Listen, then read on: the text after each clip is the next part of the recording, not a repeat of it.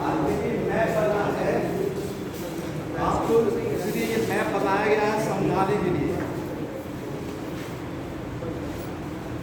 अब देखिए हम जब भी पढ़ते हैं बहुत सिंपल भाषा में समझिए। ये टॉपिक का नाम है यूरोपियों का आगमन,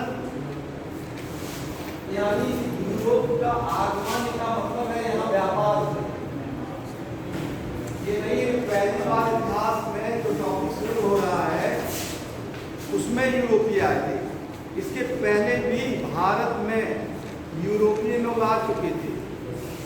यूनान में भारत में आ चुका था, सिकंदर आ चुके थे भारत में। लेकिन ये जो टॉपिक है यूरोपियों का आगमन, इसका मतलब है कि यूरोप से भारत को व्यापार करने के उद्देश्य से, यूरोप से भारत के व्यापार करने के उद्देश्य से यूरोपीय लोग भारत में आए। और ये व्यापार क्यों शुरू हुआ? देखिए बात बिल्कुल मत करिएगा, हमारी क्लास में बिल्कुल बात मत करिएगा, बहुत इंपॉर्टेंट है। और हम जो भी बात करेगा उसी को खड़ा करके प्रश्न पूछेंगे, पढ़ के देना तुरंत। इसलिए ध्यान से सुनिएगा हमारा टॉपिक। आपको देखिए ये समझ लेंगे तो किताब जब पढ़ेंगे, बहुत मोटी किताबें हैं हिस्ट्री में पढ़ने के लिए, समझ में आ जाएगा।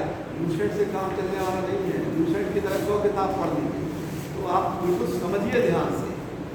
ये जो यूरोपीय आए 15वीं शताब्दी या लगभग 16वीं शताब्दी में भारत में आए।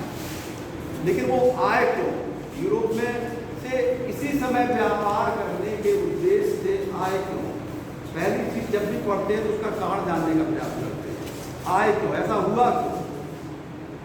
पहले क्यों नहीं हुआ? पहले भी व्यापार करते थे, ऐसी बात नहीं है। व्यापार पहले भी, देखिए इसके नक्शा पाया गया, पहले भी भारत के पश्चिम में या अफगानिस्तान तक यूनान वाले यहाँ आते थे, व्यापार करके इस नदी पार से चले जाते थे। लेकिन दुनिया क्या है? दुनिया एक विज्ञान का देन है। आज जैसे आज क्या है, आज चांद में सैटेलाइट भेजा जा रहा है, ठीक है, आज 21वीं शताब्दी। तो 16वीं शताब्दी में भी कुछ ना कुछ ऐसा रिसर्च हुआ था। 16वीं शताब्दी का मतलब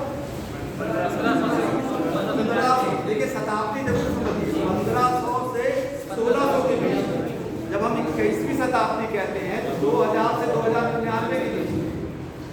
वैसे जब हम 16वीं शताब्दी बोलते हैं इतिहास में तो 1500 से 1600 के बीच में का इतिहास। तो उस समय भी विज्ञान का चमत्कार तो होने ही लगा था। उस समय भी खोज हुई।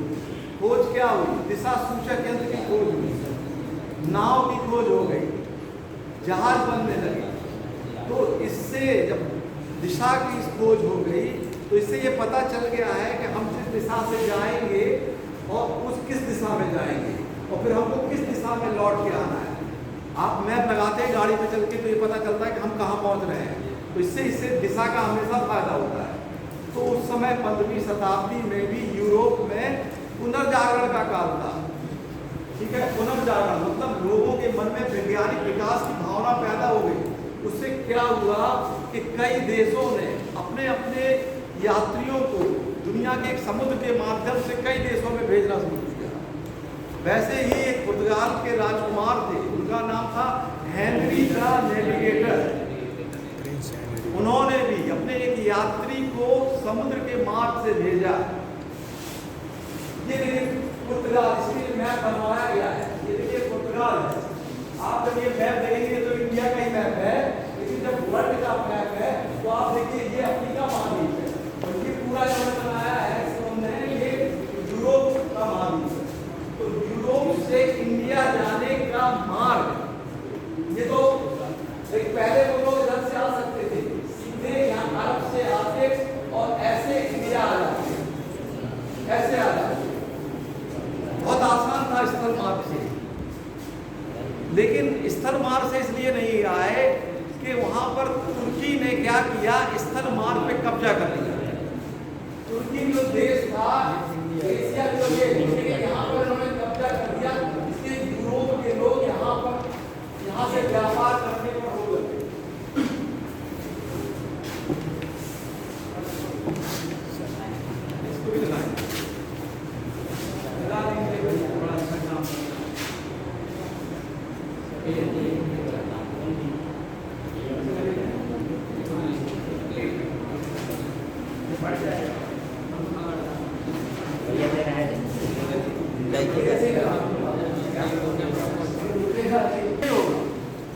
अपने सामने टेबल के सामने वर्ल्ड का और इंडिया का मैप तो होना ही चाहिए, ठीक है। छोड़ दीजिए उसको, टाइम टेकिंग हो रहा है तो देखिए यहाँ से ये माल इटली में, इटली पहले यहाँ से व्यापार होता था, लेकिन यहाँ पर तुर्की ने कब्जा कर लिया। तुर्की के कब्जा करने के कारण यूरोप वाले व्यापार नहीं कर पाए। चलिए शांत हो जाइए, अब बिल्कुल मैं का बात मत करिए। तो दूसरी चीज हमने लेके, पहली चीज व्यापार घर से नहीं हो पा रहा था, दूसरी चीज दिशा सूचक यंत्र की खोज हो चुकी थी नाविक। तब यहाँ पर से एक यात्री चलता है, देखो पूरा घूमता हुआ आता है, अफ्रीका महाद्वीप ऐसे घूमता हुआ आता है और ये ऐसे घूम के इंडिया पहुंचता है। तो लोग कहते हैं कि वास्को डी गामा ने इंडिया की खोज कर दी। तो क्या इसके पहले इंडिया नहीं था? ये गलत शब्द है, इंडिया की खोज नहीं की उसने। इंडिया तो बहुत पहले से ही था, कई हजार साल पहले से इंडिया का इतिहास है। वो तो गया, उसने एक मार्ग की खोज कर दी, ठीक है, उसने एक मार्ग की खोज कर दी। अफ्रीका यहाँ से पहले यूरोप वाले नहीं आते थे, यहाँ से आए और यहाँ पे चला आया और मालाबार तट पे वो चला आया। और मालाबार तट क्या है? पश्चिम में, यानी ये जो तट है इसको मालाबार तट कहते हैं। तो 1498 ईस्वी में वास्को डी गामा आया चल के और पहुंच गया पश्चिम में, भारत के पश्चिम दिशा में पहुंच गया, दक्षिण पश्चिम यानी केरल के पास पहुंच गया और पहुंच गया कालीकट पे। उसको रास्ता दिखाने के लिए एक व्यापारी का नाम आता है मनीक नामक व्यापारी ने उसको रास्ता भी दिखाया और वो यहाँ पर कालीकट पहुंच गया। लेकिन इस जगह जब वो वहाँ पर पहुंचा तो वहाँ पर पहले से व्यापारी थे। हम देखिए जब अरब और तुर्की आक्रमण बढ़ा रहे थे तो हमने बताया था कि अरब के जहाज को लूट लिया गया था, ठीक है। अरब का जहाज श्रीलंका से जा रहा था और यहाँ पर गुजरात में लूट लिया गया था, तभी तो आक्रमण हुआ था। तो वैसे ही पहले से वहाँ पर व्यापारी मौजूद थे। लेकिन वास्को डी गामा पहुँचता है तो वहाँ के जो स्थानीय शासक, बैठ जाइए जल्दी से।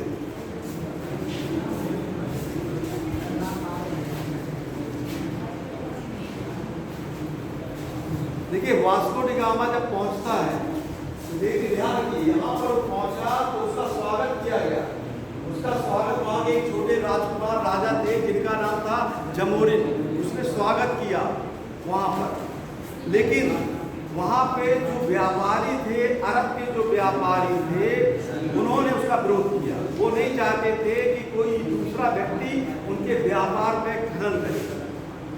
तो यहाँ पर जब वास्को डी गामा आया तो यहाँ पर उसको एक नई चीज पता चली भारत में, जो भी उसके यूरोप में नहीं थी, और वो थी मसाला। केरल का मसाला आज भी फेमस है पूरी दुनिया में। तो उसको यहाँ पर मसाले के बारे में जानकारी हुई, क्योंकि मसाले की जानकारी उसने चक्कर की, यानी उसने स्वाद, उसने मांस खाया तो उसमें मांस क्या कहते हैं मसाला मिला था। तो वो मसाला क्या है, उसने उसका उपयोग किया और उस मसाले को वो ले गया पुर्तगाल में। तो जो चीज़ वो उसने 1 रुपये की खरीदी, वो चीज़ पुर्तगाल में 60 रुपये में मिली, यानी 60 गुना अधिक पैसा उसको मिला। तो यहाँ से वो मसाला उसने किया। देखिए पुर्तगाल में आप जाएंगे, जब आप भूगोल पढ़ेंगे, वो ठंडा प्रदेश है, यानी उसका जो अक्षांश है 45 से 66.5 के बीच में है, यानी वहाँ ठंडी ज़्यादा पड़ती है। तो वहाँ पे ठंडी चीज़, जहाँ पे ठंडी जलवायु होगी वहाँ सामान खराब नहीं होता है। जैसे हमारा फ्रिज है, मान लो वहाँ सामान रखेंगे खराब थोड़ा होगा, वैसे भी वहाँ पे भी मांस सुरक्षित रखे जा सकते थे। तो यहाँ से मसालों का व्यापार शुरू हो गया भारत से। तो पहली बार यहाँ से जब गया तो ये व्यापार जब शुरू यात्रा मिला तो वहाँ के राजा ने इस व्यापार को बढ़ावा देने के लिए फिर से यात्रियों को भेजना शुरू करवा दिया। और 1502 ईस्वी में फिर एक यात्री यहाँ पर आया। कहाँ पर? यहाँ पे दक्षिण यानी केरल के तट पे, मालाबार के तट पे 1502 ईस्वी में फिर एक व्यापारी आया। और 1502 ईस्वी में वास्को डी गामा फिर भारत में आता है। लेकिन पुर्तगाली लोग सोचते थे कि जब भारत में जाएंगे तो वहाँ पर व्यापार जब इतना फायदे का मंद है तो वहाँ पर व्यापारी कोठी यानी फैक्ट्री स्थापित करना जरूरी थी। फैक्ट्री दो उद्देश्य से बनाना था, एक तो सामान रखने के लिए और एक रहने के लिए। तो 1503 ईस्वी में पहला फैक्ट्री बनाया गया यूरोपियन के द्वारा भारत में कोचीन में। ये तो दिखाया गया है 1503 ईस्वी में कोचीन में पुर्तगालियों ने, नोट कर सकते हैं आप लोग, 1503 ईस्वी में कोचीन में पहली फैक्ट्री बनाई गई थी। 1503 ईस्वी पहली फैक्ट्री बनाई गई 1503 ईस्वी।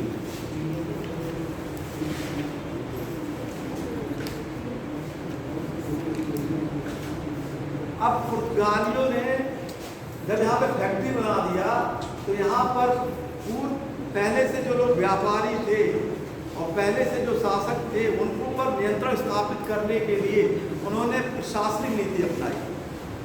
और प्रशासनिक नीति के तहत एक पद बनाकर, पहली बार एक पद बनाकर एक व्यक्ति को भेजा गया 1505 ईस्वी में, जिसका नाम था अल्मीडा, फ्रांसिस्को डी अल्मीडा।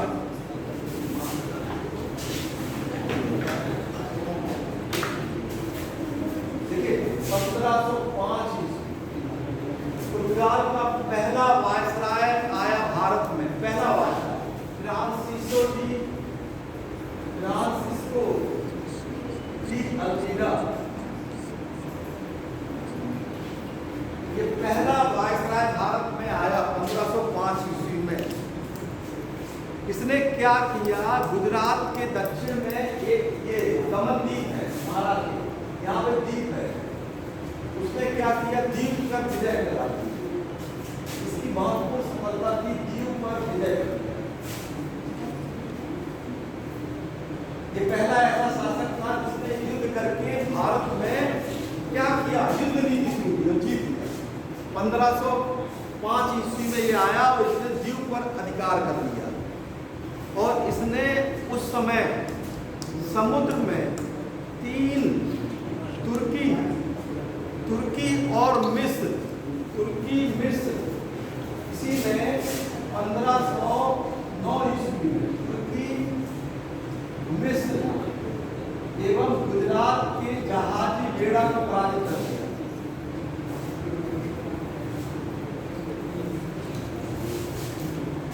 अब देखिए संयुक्त रूप से इसने 2 देशों और गुजरात के जो जहाजी बेड़ा था उसको पुर्तगालियों ने पराजित कर दिया। इससे क्या फायदा हुआ, इससे समुद्र में इनका एकाधिकार हो गया। 1509 ईस्वी में गुजरात, तुर्की और मिस्र के समुद्री बेड़े को इन लोगों ने मिलकर क्या हुआ, पराजित कर दिया। अब जब पराजित कर दिया तो पूरे समुद्र उस एरिया में यानी पश्चिमी एरिया में, समुद्री भाग में इनका कब्जा हो गया। अब यहाँ से कोई भी अगर जहाज निकलता तो इनसे पास लेना पड़ता। इनकी एक नीति थी ब्लू वाटर पॉलिसी, यानी शांत नीति, समुद्र की शांत नीति।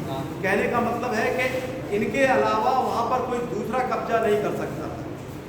इसके बाद 1510 ईस्वी में पुर्तगाल का वास्तविक संस्थापक था जो यहाँ पर आया, क्योंकि देखिए पुर्तगालियों ने अपने अधिकारियों को यहाँ पर क्या किया, भेजना शुरू कर दिया। क्यों भेजना शुरू किया? व्यापार। देखिए अंग्रेजों ने भी, आपने पढ़ा होगा, अलग अलग गवर्नर जनरल यहाँ आते थे। वो इसलिए आते थे क्योंकि वहाँ पर व्यापार के साथ साथ प्रशासन भी करना तो वो भेजते थे, और वो अच्छे अच्छे अधिकारी गवर्नर को भेजते थे। तो अल्मीडा चला गया, अल्मीडा के बाद एक और भेजा गया अल्बुकर को, अल्फांसो डी अल्बुकर 1510। मार्कर आज बिल्कुल सही नहीं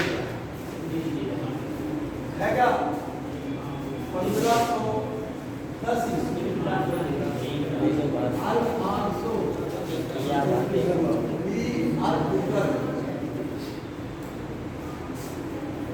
ये 1510 ईस्वी में आया। इसने क्या किया?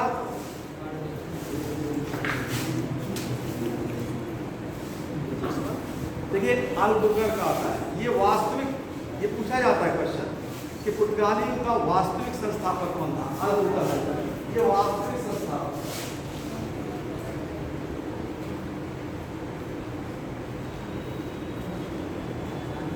इसने क्या किया? 1510 ईस्वी में गोवा को जीत लिया।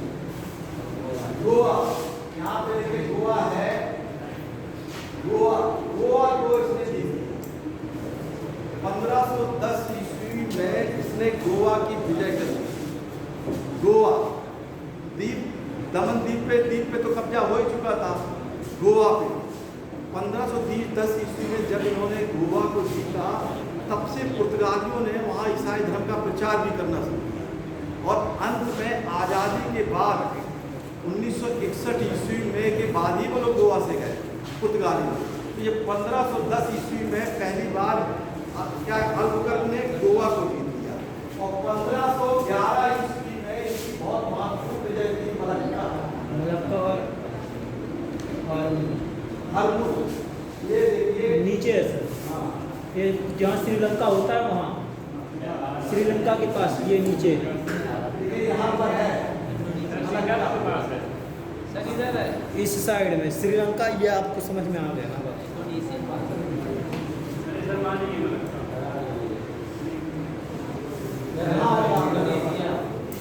इंडोनेशिया के पास है सर, इधर साइड है, इंडोनेशिया के पास है, इंडोनेशिया के पास मलक्का स्टेट मलक्का के पास वो है, मलक्का इधर है, ठीक है, आपने कंफ्यूज। मलक्का इंडोनेशिया के पास 1511 ईस्वी में मलक्का जीत लिया है।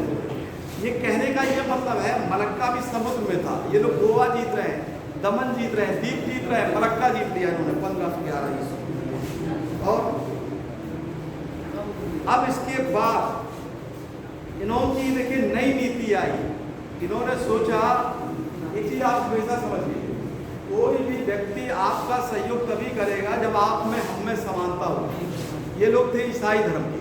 तो पुर्तगालियों की देखिए ये क्वेश्चन आता है ये कि पुर्तगालियों का उद्देश्य क्या सिर्फ व्यापार था? नहीं।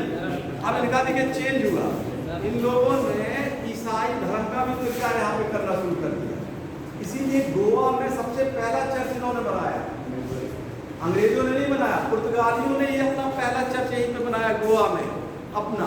और अब इनकी जो नीति हो गई वो है ईसाई धर्म का प्रचार करना, ईसाई धर्म का प्रचार, इसके साथ ही साथ भारतीय महिलाओं से विवाह।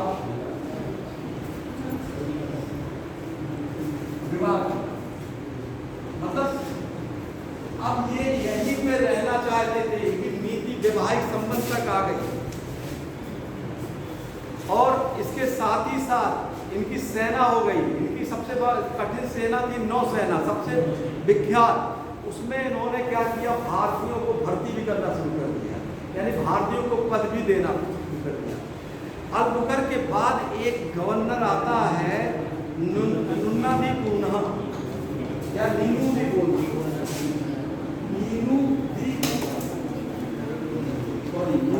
पूना। अभी तक देखिए 1503 ईस्वी में हमने बताया कोचीन में इन्होंने पहला अपना क्या दुर्ग बनवाया, फैक्ट्री, वो राजधानी। अब इसके समय में राजधानी बदल गई, क्या हो गई? गोवा राजधानी।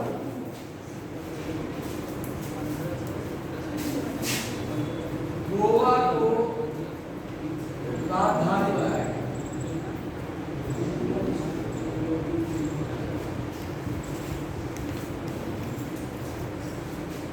देखिए पुर्तगाली लोग पश्चिम से यानी भारत के केरल तट से, मालाबार तट से मसाले का व्यापार करते थे।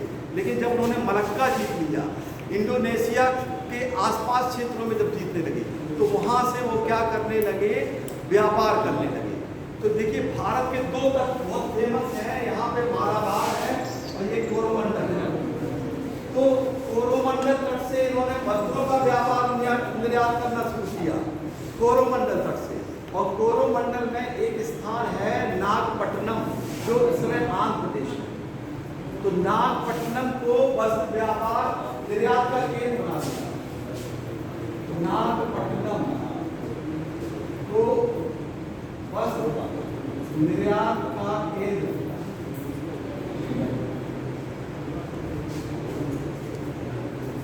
यहां से कपड़े का भी व्यापार करने लगे पुर्तगाली को, और पश्चिम से क्या है, मसाले का भी व्यापार करने लगे।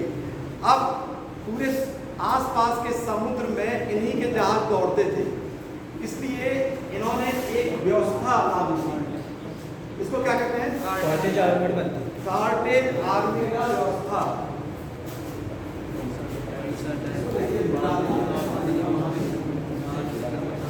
कार्टेज बहुत इंपॉर्टेंट है, आर्मेड व्यवस्था।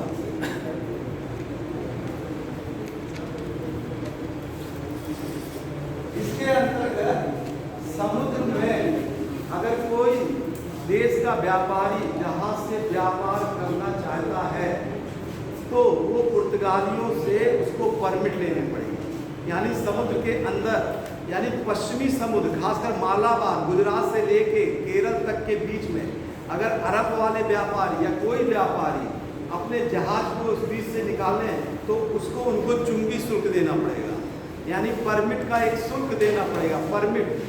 तो इसलिए ये इनकी आय का प्रमुख साधन हो गया। अभी तक देखिए मसाला था, अब ये इनका प्रमुख साधन हो गया आय का। ये किसी भी जहाज तो लोगों को, व्यापारियों को अपने जहाज पे बैठा देते थे और उसको दूसरे रास्ते पे निकाल देते, उनके माल को भी बैठा लगाते। उस समय देखिए लूटपाट हमेशा होती थी, डाकू लूट लिया करते थे। तो इसलिए इनकी जो कार्टेज आर्मेडा व्यवस्था है वो व्यापार के उद्देश्य से बहुत सफल हुई और इनको इससे फायदा मिलने लगा पुर्तगालियों को। धीरे धीरे पुर्तगालियों ने आगे चल के समुद्र के साथ साथ भारत के पूर्वी हिस्से में भी, उत्तर पूर्वी हिस्से में भी ये जाने लगे। 1543 ईस्वी में जब बंगाल का एक शासक था महमूद शाह, तब इन्होंने बंगाल में चटगांव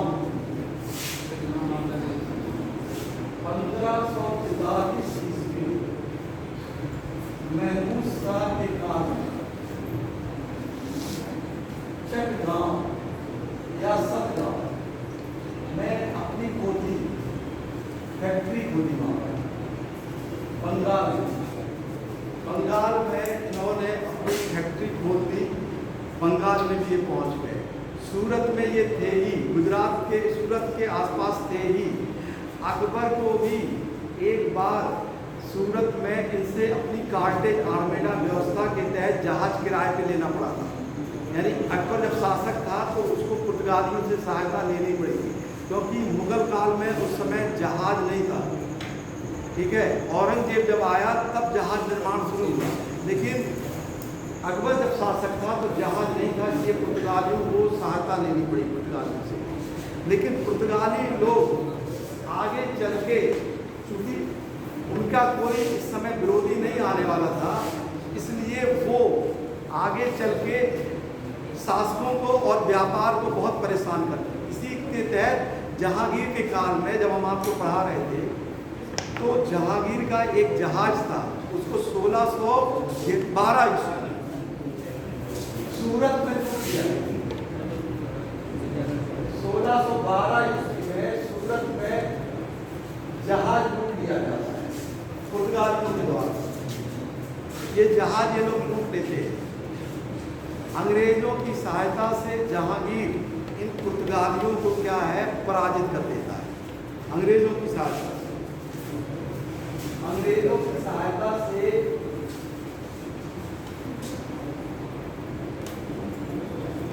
पुर्तगाली पराजित हो जाते हैं, क्योंकि 1612 के आसपास अंग्रेज भी भारत में आ जाते हैं। इसलिए अब देखिए अंग्रेज भी आ गए थे, इसके पहले डच भी आ चुके थे। तो डच लोगों ने भी पुर्तगालियों को चुनौती देना शुरू किया। अब अभी तक तो थे पुर्तगाली एकाधिकार था, लेकिन जब डच आ गए और अंग्रेज आ गए तब इनको क्या कहते हैं, चुनौती मिलना शुरू हुई। सबसे ज़्यादा चुनौती इनको मिली अंग्रेजों से। अंग्रेजों से इनको बंगाल में अंग्रेजों ने इनको अलग कर दिया, इनको हटा दिया पुर्तगालियों से। और थोड़ा बहुत जो कसर थी वो हुगली में इन्होंने जब अपनी फैक्ट्री स्थापित की थी तो शाहजहां ने 1632 ईस्वी में, बहुत इंपॉर्टेंट है, हुगली से भगा दिया। और इनके जो चर्च थे लाहौर और आगरा, यहाँ दोनों चर्च को उसने क्या है गिरवा दिया था, बंद करवा। किसने? शाहजहां ने। शाहजहां ने, बंगाल में शाहजहां ने, शाहजहां ने। जहांगीर ने तो 1612 में, देखिए जहांगीर का काल है 1605 से 1627। 1600। ये क्वेश्चन बार बार आता है कि बंगाल में पुर्तगालियों को किसने हटा दिया, और जब ये क्वेश्चन आया कि सूरत में पुर्तगालियों को किसने हरा दिया, तब आपका आंसर रहेगा कि जहांगीर ने अंग्रेजों को हटाया। लेकिन बंगाल में इसके बाद जब औरंगजेब शासक बना तो क्या कहते हैं 1697 ईस्वी में चटगांव से इनको भगा दिया। चटगांव से पुर्तगालियों को भगा दिया। किसने भगाया? औरंगजेब।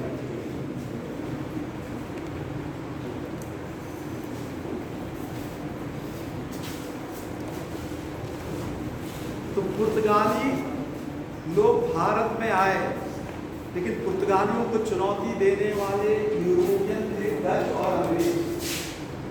डच और अंग्रेज ये दोनों लोग भी आ गए, इन्होंने चुनौती दी। तो पुर्तगालियों का देखिए पतन क्यों हुआ? पुर्तगालियों का पतन का प्रमुख कारण ये था कि पुर्तगाली लोग जो व्यापारी थे वो राजा के अधिकार में आए थे, यानी राजा का संरक्षण में, वो कोई निजी कंपनी नहीं थी, इसलिए राजा के आदेश के अनुसार ही इनको काम था। दूसरा इनके पतन का ये कारण था कि इन्होंने जब ईसाई धर्म का प्रचार प्रसार किया तो इनका विरोध भी होने लगा। ये व्यवसाय तक तो ठीक था, व्यापार तक तो ठीक था, लेकिन जब आप कहीं जाके किसी का धर्म परिवर्तन करेंगे या धर्म प्रचार करेंगे तो उसका विरोध स्वाभाविक है। तो पुर्तगालियों का दूसरा पतन का कारण था धार्मिक कारण। तीसरा सबसे महत्वपूर्ण कारण था अंग्रेजों की नौसैनिक शक्ति।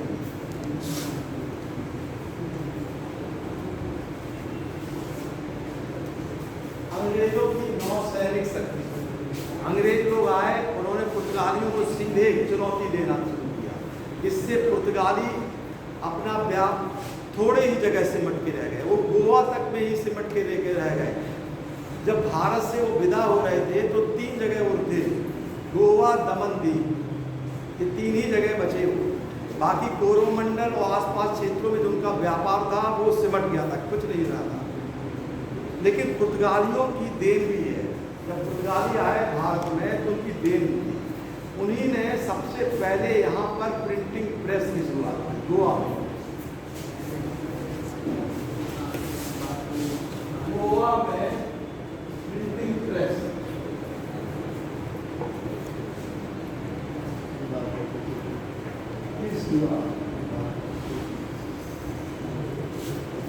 गोवा में प्रिंटिंग प्रेस की शुरुआत की। पुर्तगालियों ने ही भारत में तंबाकू की खेती की शुरुआत की।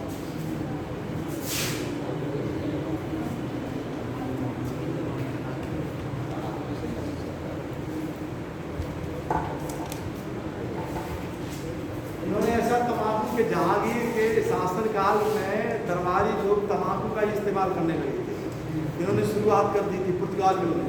तो तंबाकू भारत में, पुर्तगाल में तो अब यूज इतना नहीं होता है जितना भारत में तंबाकू लोग खाते हैं, ठीक है। तो ये पुर्तगालियों की, अंग्रेज लोग जितने भी यूरोपीय हैं उन्होंने यहाँ पे आदत लगा के चले गए। तो तंबाकू अधिक से अधिक इंडिया में प्रयोग होता है, पूरे विश्व में। तंबाकू और चाय दोनों, अंग्रेजों ने चाय दिया, इन्होंने तंबाकू दिया, तो तंबाकू की प्रचलन हुआ यहाँ पर। बात देखिए, इसीलिए जब जहांगीर गद्दी पर बैठता है तो उसी ने एक आर्डर, उसने 12 आदेश जारी किए थे। उसी में एक आदेश था तंबाकू पर रोक, यानी मद्य निषेध। क्योंकि उसके दरबार जब वो बैठता था तो सभी लोग तंबाकू खाने लगे थे, तो वो अब खुद परेशान हो गया था, इसीलिए उसने एक आदेश भी जारी कर दिया था। इन्होंने देखिए भारत में तंबाकू की खेती का प्रचलन शुरू किया था।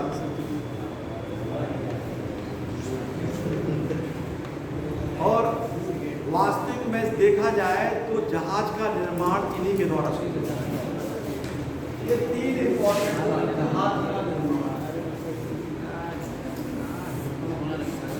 ये पुर्तगालियों की देन थी भारत में, यानी इनके समुद्री साम्राज्य को जो उन्होंने व्यापार किया उसको एक यूरोपीय भाषा में एस्तादो दा इंडिया कहा जाता है। बहुत इंपॉर्टेंट है, पुर्तगालियों के सामुद्रिक साम्राज्य को एस्तादो दा इंडिया,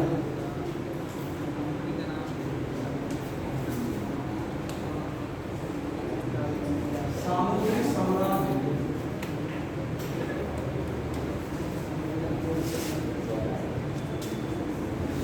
एस्तादो दा इंडिया कहा जाता था।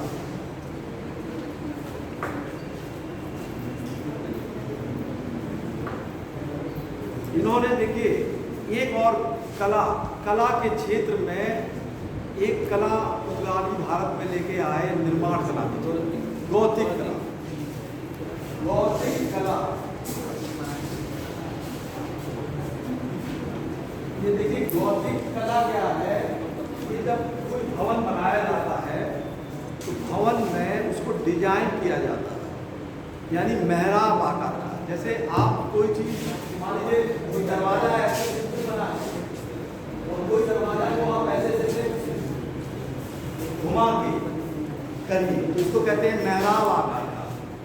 तो ये पहले फ्रांस में ये कला जन्मी थी, यानी बिल्डिंग में मेहराब को 3 कोने के आधार पर घुमाया जाता था, तो इसको गौतिक कला कहते थे। पुर्तगाली लोग भारत में इस कला को लेकर आए और बाद में ऐसा माना जाता है कि मुगल काल में भी जो बिल्डिंग बनी उसमें आप लोग देखते होंगे, आपको मुगल काल का लाल किला जाने की जरूरत नहीं है।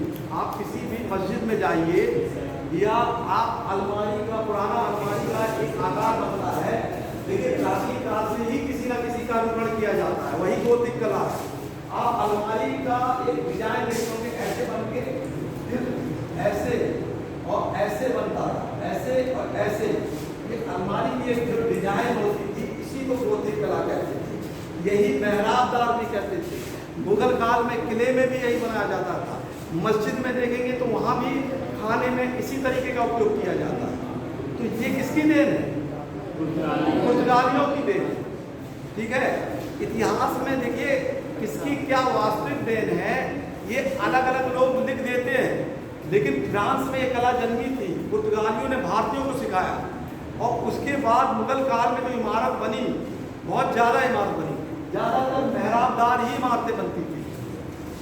पुर्तगाली तो चले गए यहाँ पे, मसाला का व्यापार उन्होंने दुनिया में बता दिया कि भारत, अब देखिए भारत की बारे में जानकारी हो गई कि भारत मसालों का बहुत बड़ा व्यापारी है। इसीलिए पुर्तगालियों को देखकर ही एक चीज जान लीजिए, यूरोप विकसित क्यों है। जैसे आप लोग कंपटीशन करते हैं, वहाँ आज भी कंपटीशन होता है, वैसे उस जमाने में भी कंपटीशन होता था। पुर्तगाली लौट आए, बगल का देश जो था कौन सा था? डच था। ठीक है, यही बगल में ये पुर्तगाल है, इस पर डच है, यानी ऊपर है सर। अरे यही है, ऊपर नीचे कहाँ हाईलाइट मैंने किया है उसे। ठीक है, डच यानी नीदरलैंड। ठीक है, नीदरलैंड, वहाँ भी भारत में व्यापार करने के लिए, क्योंकि पुर्तगाली लोग बता दिए यहाँ मसाला होता था, वो लोग भी भारत में आए मसाले का ही व्यापार करने के लिए। तो वो पहुंचे भारत में, तो उन्होंने पहले एक कंपनी पहले ही बना ली 1602 ईस्वी में, उसको कहते हैं Dutch east India company. Dutch लोग आए। दूसरे नंबर पे जो यूरोपीय भारत में व्यापार करने के लिए आए वो हम डच बोलते हैं। तो इन्होंने एक कंपनी बनाई 1602 ईस्वी में, Dutch east India company.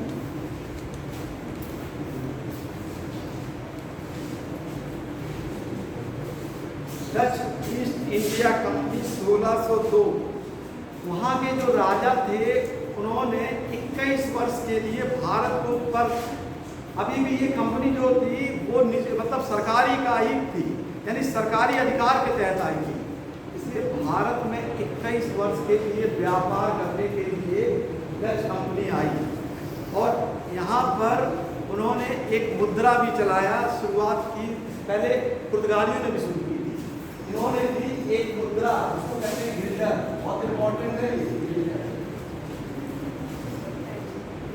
Dutch ने भारत में गिल्डर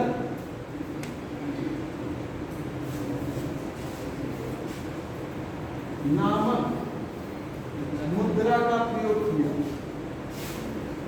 यानी भारत में ये अपना जो सिक्का था वो चलाते थे, पुर्तगाली भी चलाते थे। पुर्तगाली के सिक्के को क्या कहते थे, ये पूछा गया कई बार। और डच ने जो हम भारत में आके सिक्का से व्यापार करना शुरू किया उसको बोलते थे गिल्डर।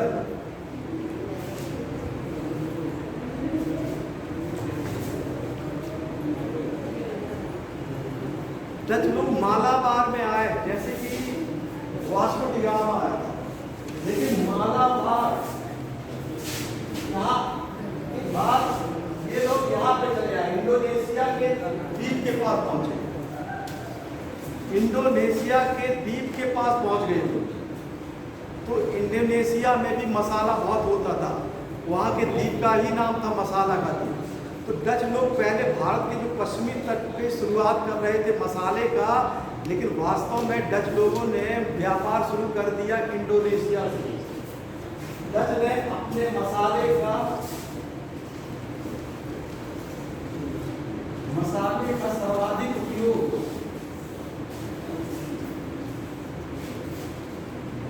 इंडोनेशिया से किया, इंडोनेशिया द्वीप से किया।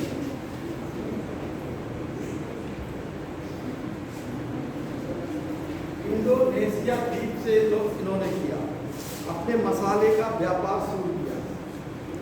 इसीलिए 1613 ईस्वी में इन्होंने इंडोनेशिया का एक जगह पर कब्जा कर लिया, उसका नाम है बैटिविया।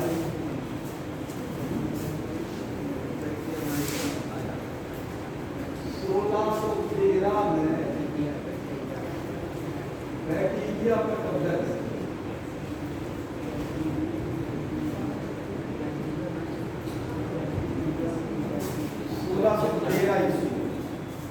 और मलक्का जो पुर्तगालियों को इन्होंने पराजित कर दिया और 1641 ईस्वी में मलक्का पर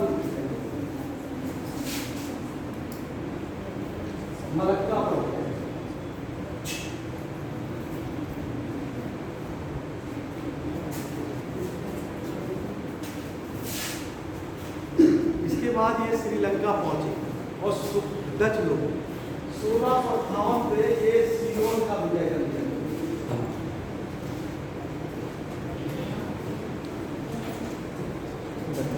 सीलोन पर विजय कर दिया 1658 ईस्वी में।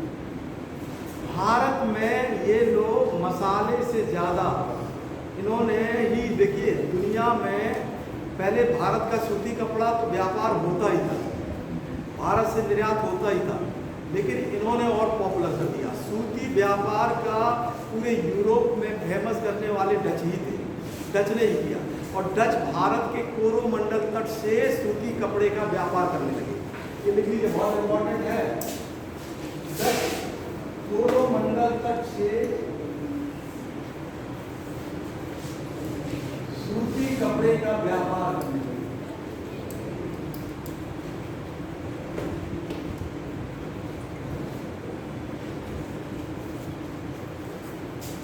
कपड़े का व्यापार करने लगे डच, इसलिए व्यापार। लेकिन इन्होंने पहले फैक्ट्री भी स्थापित कर दी, अभी हमने दिखाया नहीं इस चीज को। 1605 ईस्वी में कहाँ पर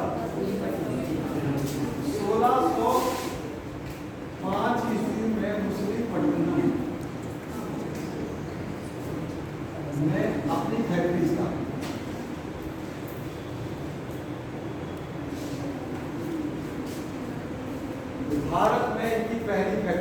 जैसे 1503 में कोचीन में पुर्तगालियों की फैक्ट्री थी, वैसे ही डच ने 1605 ईस्वी में यहाँ पर स्थापित की। अब ये भारत के बाकी हिस्सों में भी जाने लगे। कौन? डच लोग। ये बंगाल पहुंचे। बंगाल से इन्होंने दूसरा, यहाँ से कोरोमंडल तट से कौन सा व्यापार कर रहे थे? सूती वस्त्र। लेकिन याद रखिएगा, क्वेश्चन ऐसे ही आएगा आपको। सूती कपड़े का कोरोमंडल तट से, पश्चिमी तट से मसाले का। लेकिन अब ये बंगाल पहुंच गए। बंगाल में पहुंच गए। बंगाल में इनके कई केंद्र इन्होंने, कासिम बाजार पहुंच गए, ये पटना पहुंच गए। ठीक है, इन्होंने सबसे पहले बंगाल में अपनी पहली फैक्ट्री स्थापित की पीपली में। बहुत इंपॉर्टेंट है। 1627 बंगाल 1627 ईस्वी पहली फैक्ट्री स्थापित की पीपली में। 1627 ईस्वी में पहुंच गए। फिर उसके बाद इन्होंने 1653 ईस्वी में बंगाल का प्रमुख फैक्ट्री सबसे 1653 में चिनसुरा, ये अक्सर क्वेश्चन आता है, ये बंगाल का प्रमुख केंद्र था।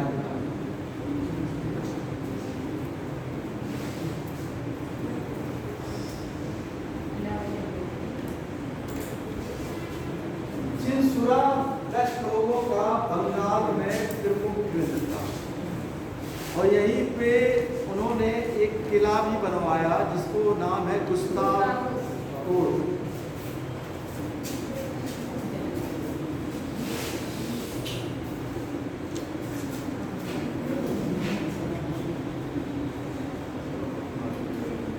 किला का निर्माण इन्होंने कहाँ कराया? चिनसुरा में।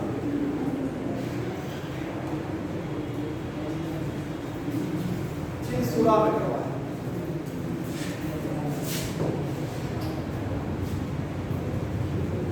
ये इन्होंने भी जैसे 1503 ईस्वी में कोचीन में किसने किया था? 1503 में कोचीन में किसने फैक्ट्री स्थापित की? ये 1663 में इन्होंने कोचीन पे अधिकार कर दिया। कोचीन में इन्होंने भी स्थापित कर दिया 1663।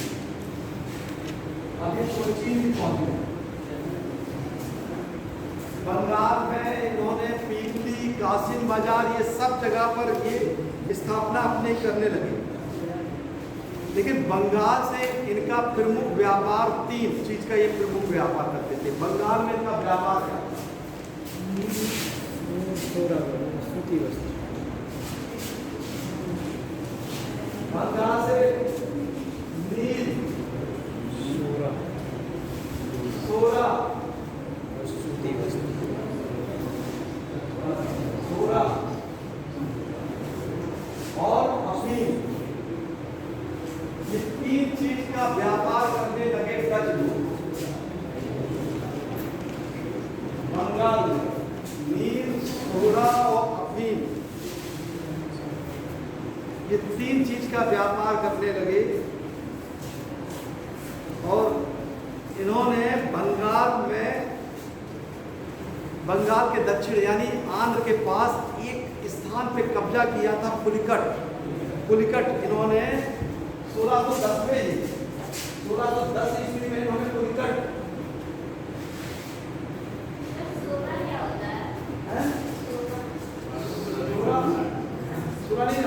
गन्ना, गन्ने से क्या बनता है? शुगर, शक्कर। तो गन्ने के शक्कर बनने के बाद जो उसका गंदगी जो रस निकलता है उसी को कहते हैं सोरा। सोरे का उपयोग ईंधन के रूप में भी करते हैं। ठीक है, जो मिल में गन्ना बनता है तो गन्ने का जो लिक्विड रूप होता है उस लिक्विड को सोरा बोलते हैं। सोरे का व्यापार करते थे। सोरे का प्रयोग ईंधन के रूप में भी किया जाता था। ईंधन का मतलब जैसे हम लोग मिट्टी का तेल जलाने के लिए करते हैं, वैसे सोरे का प्रयोग भी किया जाता था उसमें।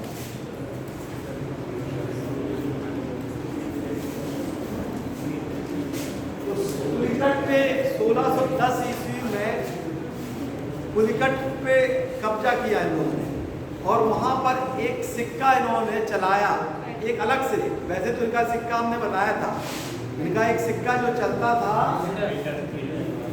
इंडर, लेकिन इन्होंने पुलिकट में एक नया सिक्का चलाया पैगोडा, पैगोडा नामक सिक्का।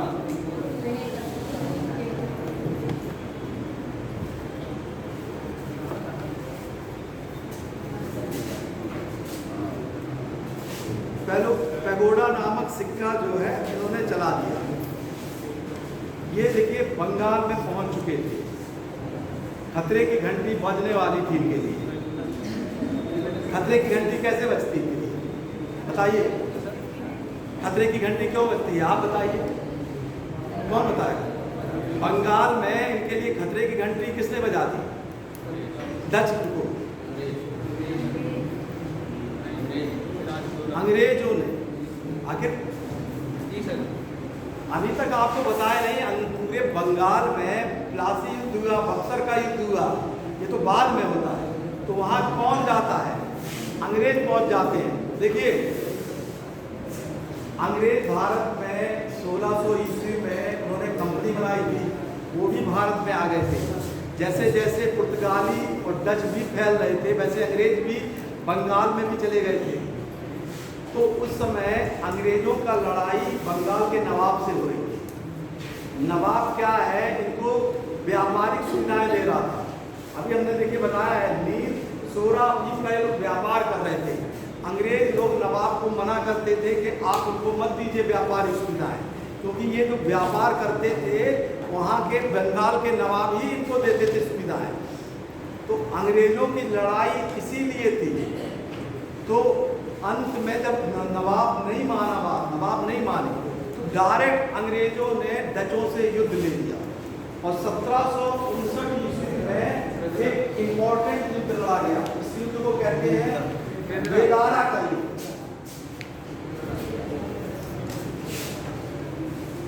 1759 ईस्वी बेदारा का युद्ध। इस युद्ध में अंग्रेजों ने डचों को पराजित कर दिया।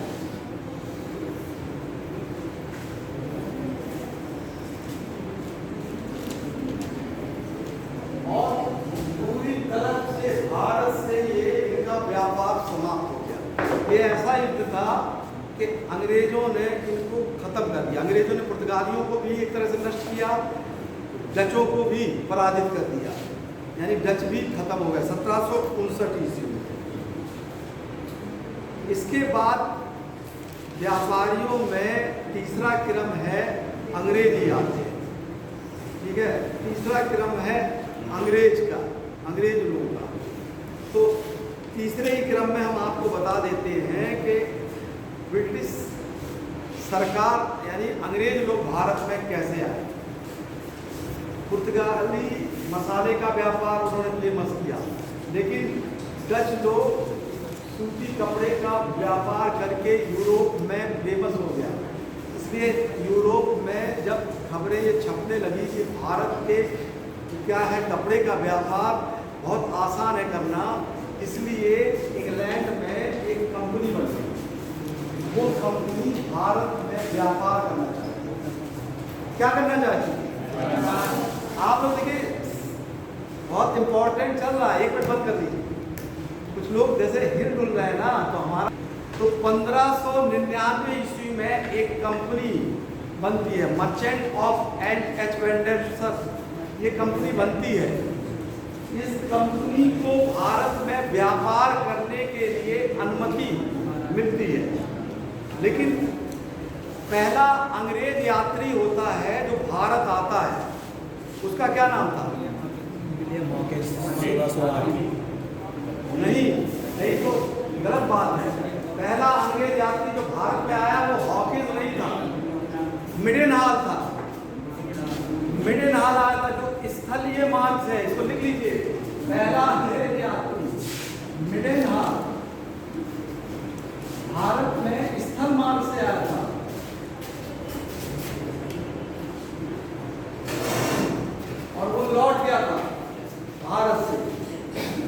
मिडल हाल आया।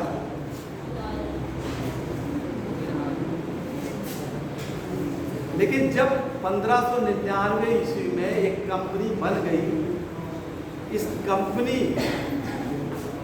ये कंपनी थी प्राइवेट, निजी कंपनी थी। ये देखिए अभी तक जो कंपनी थी उसमें कहीं ना कहीं सरकार का संरक्षण था। ये कंपनी पूरी तरफ से प्राइवेट निजी कंपनी थी।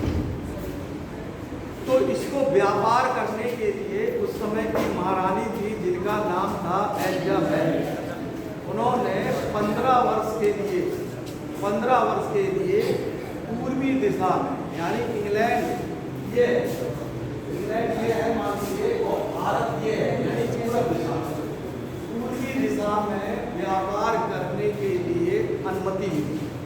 तो ये कंपनी बनी और कंपनी का नाम था ईस्ट इंडिया कंपनी। लेकिन कंपनी का पूरा नाम आप लोग लिख लीजिए, ये कभी कभी पूछा जाता है। कंपनी का पूरा नाम था,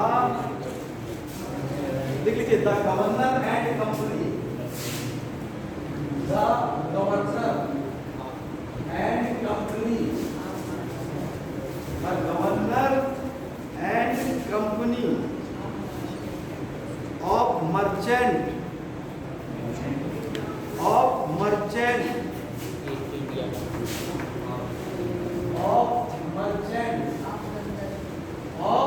London trading of London trading sir to East Indies. Trading मतलब व्यापार करना। हाँ, टू ईस्ट इंडीज। ये देखिए कितना बड़ा नाम था ये, इसको हम लोग शॉर्ट में ईस्ट इंडिया कंपनी।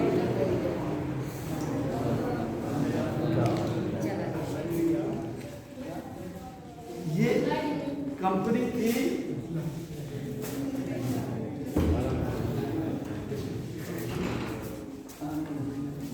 तो ये इस कंपनी का उद्देश्य था भारत में कपड़े का व्यापार करना। इसका पहले उद्देश्य कोई नहीं था कि लड़ाई लड़ना, युद्ध जीतना, भूभाग नहीं। इनका नारा था व्यापार करना, और व्यापार करने के उद्देश्य से ही इनको अनुमति मिली थी। तो पहले तो 15 वर्ष के लिए दी जाती है, लेकिन उनके एलिजाबेथ के जो पति हैं राजा जेम्स, उन्होंने बाद में अनिश्चितकालीन के लिए व्यापार के लिए कंपनी को कहा कि आप जाइए भारत में पूरब में व्यापार करिए। तो इसलिए अब राजा जेम्स का एक पत्र लेकर हॉकिंस जाता है, और वो जिस जहाज से जाता है उस जहाज का नाम है हेक्टर। हेक्टर नामक जहाज से किसके नाम का पत्र लिया?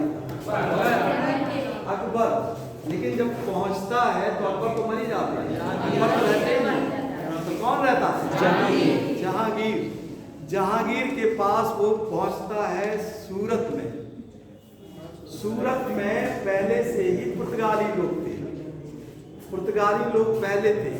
पुर्तगालियों ने जहांगीर का कान भर दिया कि आप इनको कोई भी अनुमति मत दीजिए, कोई भी इसलिए हॉकिंस क्या करता है, जहांगीर से बातचीत करने के लिए वो फारसी भी सीखता है, उसने फारसी भाषा भी सीखा।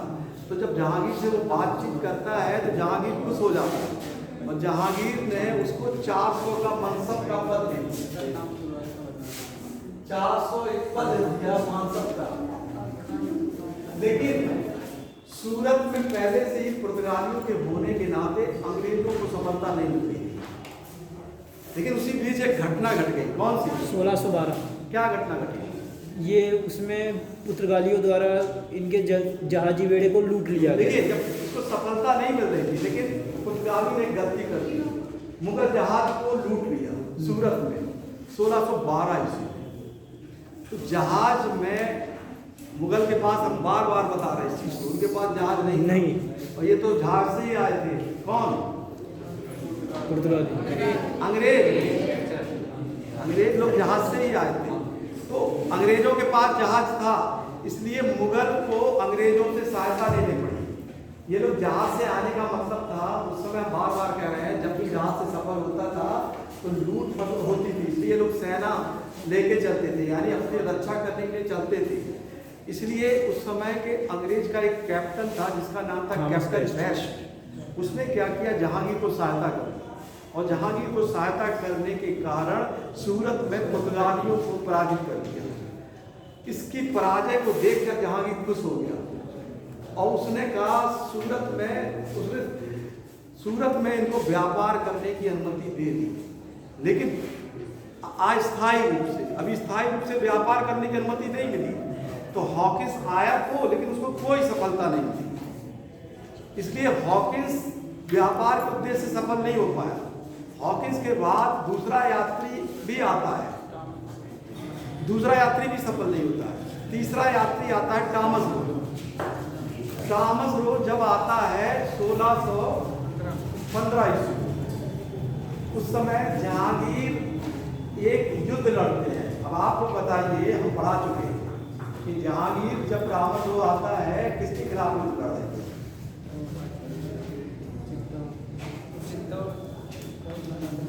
जब टॉमस रो आता है तो जहांगीर का एक युद्ध होता है, जहांगीर जो है युद्ध होता लड़ रहा होता है। इसीलिए टॉमस रो जहांगीर के पास वहीं पर पहुंच जाता है। अब आप लोग को ये बताना है कि जहांगीर उस समय कौन सा युद्ध कर रहा था? 1615 1616 के बीच में किसके खिलाफ युद्ध हो रहा था? अजमेर में। तो सही कहा, मेवाड़ के खिलाफ, मेवाड़ के खिलाफ जहांगीर युद्ध कर रहा था, इसीलिए वो उसने अजमेर में रुका था। तो टॉमस रो सीधे अजमेर पहुंचता है, अजमेर पहुंच गया और टॉमस रो से जहांगीर बहुत प्रसन्न हो गया। और टॉमस रो से इतना प्रसन्न हुआ कि उसने इनको सूरत में स्थायी व्यापार करने की अनुमति दे दी। इसीलिए अंग्रेजों की पहली फैक्ट्री माना जाता है कि वो सूरत में स्थापित हुई थी 1616 ईस्वी में।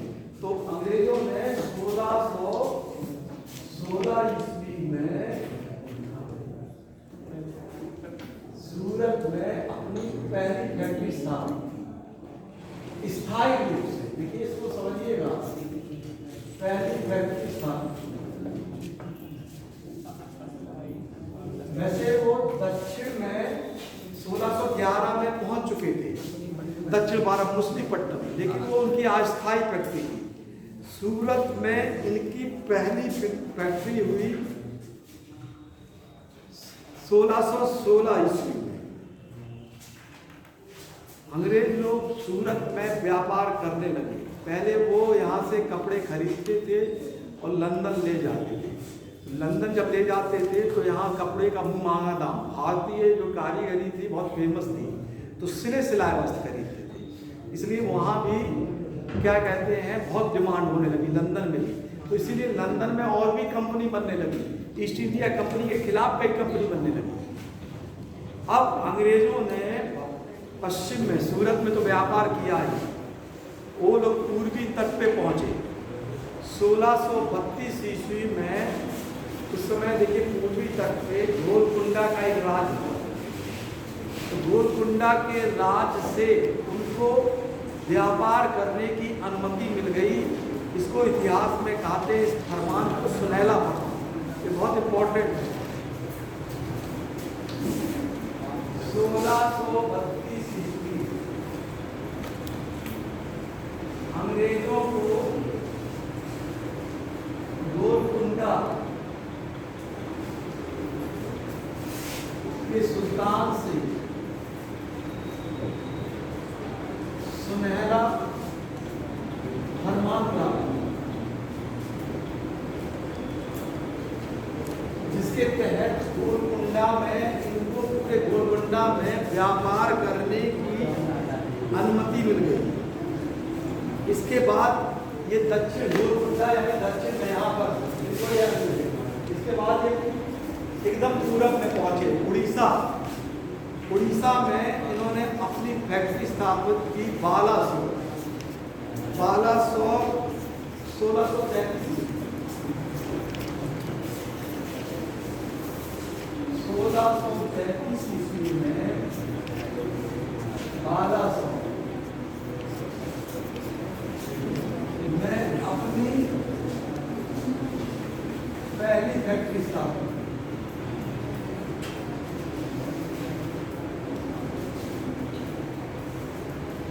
1632 ईस्वी में ये बालासोर पहुंच गए और अपनी पहली फैक्ट्री स्थापित की। इसी समय ये तमिलनाडु के पास, उस समय तमिलनाडु के पास एक छोटा सा राज्य होता था जिसका नाम था चंद्रगिरी। तो एक अंग्रेज ने चंद्रगिरी के राजा से मद्रास को पट्टे पे दे दिया। इसका नाम था फ्रांसिस डे, 1639 में। ऐसा बहुत इंपॉर्टेंट है, 1639 फ्रांसिस डे ने चंद्रगिरी के राजा से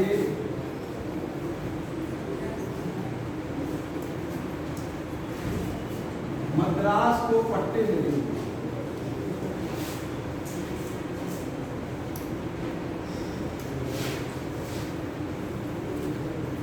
मद्रास को इन्होंने पट्टे पर ले लिया और मद्रास नगर का अपना एक नया नाम रख दिया। इसका नाम रख दिया फोर्ट सेंट जॉर्ज। मद्रास का क्या नाम रख दिया? Fort Saint George.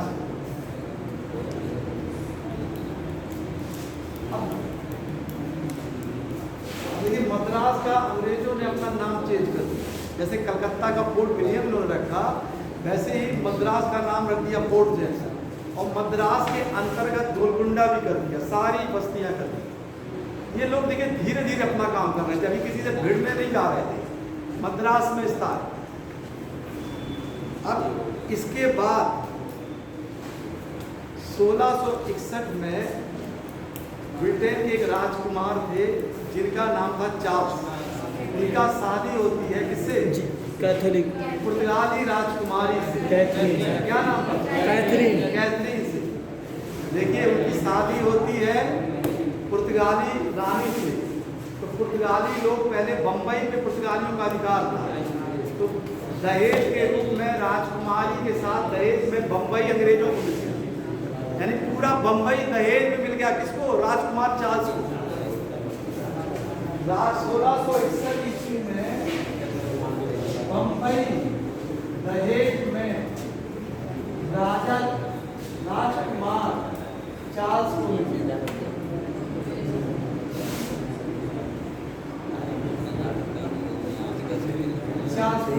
रानी का नाम था कैथरीन बेंगरेजा।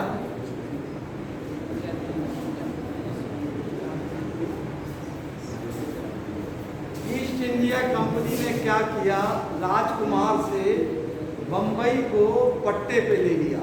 10 पाउंड साल भर में 10 पाउंड किराया देने के देकर इसको ले लिया। 1668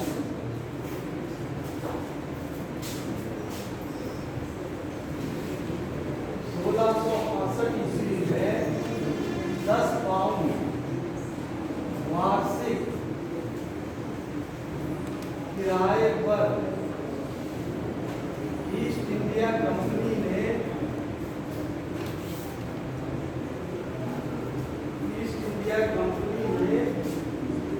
राजकुमार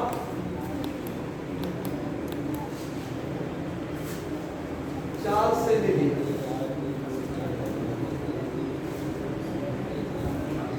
देखिए मद्रास भी इनके पास आ गया, बंबई भी इनके पास आ गया, गोलकुंडा भी इनके पास आ गया, सूरत में ये जमी चुके थे। तो धीरे धीरे अंग्रेजों ने अपने प्रमुख चारों दिशाओं में इन्होंने केंद्र स्थापित शुरू किया। लड़ाई तो इनकी तभी होती जब ये बंगाल में जाते, ठीक है। अभी तक कोई दिक्कत इनको नहीं आ रही थी। बड़े पॉलिटिकल तरीके से इन्होंने क्या कहते हैं अपना केंद्र, बंबई में भी ये व्यापार करने लगे, मद्रास में भी व्यापार करने लगे, इनको कोई दिक्कत नहीं थी। गोलकुंडा में भी व्यापार करने लगे, इनको कोई। और ये यहाँ से कपड़े खरीदते थे और कपड़ों को बेचते थे। इनके इनके कंपटीशन में डच लोग थे, क्योंकि डच लोग भारत में कपड़े का व्यापार करते थे। ये आप याद रखिएगा, ये क्वेश्चन बार बार आता है। इनका सीधा प्रतिस्पर्धा किससे था? डचों से, क्योंकि डच यहाँ से कपड़े का व्यापार करते थे। इसलिए इनका सीधा टकराव होना था डच लोगों से और आगे फ्रांसीसियों से। तो बाद में बम्बई को एक नगर के रूप में एक अंग्रेज था, उसने बम्बई शहर की ही स्थापना कर दी, यानी उसको नगरीकरण बना दिया और उसका नाम था गेराल्ड ऑम्बियास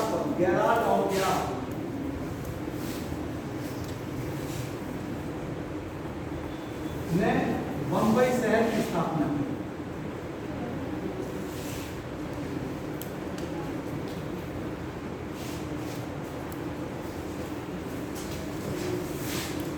बम्बई शहर की स्थापना गेराल्ड ऑम्बियास ने। इसके बाद देखिए अंग्रेज जाते हैं बंगाल में। बंगाल में उस समय जब अंग्रेज लोग जाते हैं तो उस समय शाहजहां का शासन चल जाता है। तो अंग्रेज लोग 1651 ईस्वी में, जैसे डचों ने अपनी पहली फैक्ट्री कहाँ स्थापित की? पीपली में। देखिए ये क्वेश्चन आएगा ऐसे बार बार करें। अंग्रेज लोग पहुंचे और जैसे पुर्तगालियों की पहली फैक्ट्री थी चटगांव में, डचों की पहली फैक्ट्री थी पीपली में बंगाल में, अंग्रेज लोग अपनी पहली फैक्ट्री बनाते हैं हुगली में 1651 ईस्वी में हुगली में ब्रिजमैन के नेतृत्व में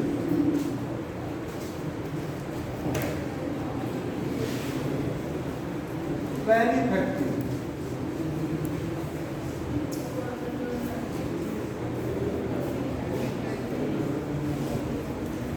ये बंगाल में पहली फैक्ट्री होती है 1651। अब देखिए आगे आपको देखिए कल बताते हैं, इसको मत करो। बंगाल में अंग्रेज लोग पहुंच